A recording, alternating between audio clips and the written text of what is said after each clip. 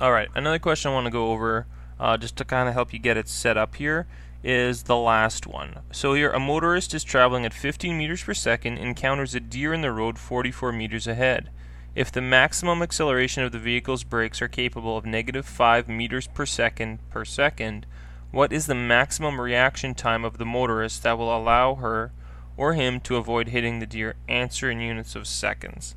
So here, I'm not going to use the numbers that I was given there, but I'll just set this up generally.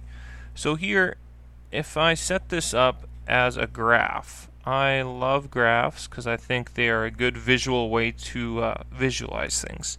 If I put time on the bottom and velocity on the side in meters per second, so you might not notice it because you think that as soon as you see something in the road you can hit the brakes instantaneously, but there is actually a reaction time that happens there.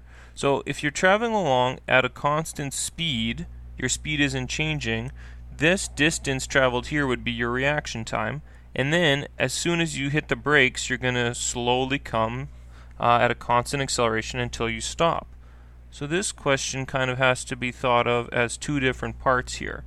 So you have your distance traveled while reacting and your distance traveled while braking.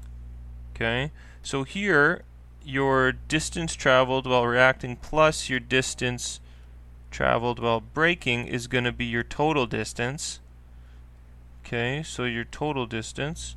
And here, because there's no acceleration for delta dr, you can use your velocity equals your distance over time, which would mean that my distance, so my reaction distance, would be velocity times the time it took me to react, or whoever was driving to react.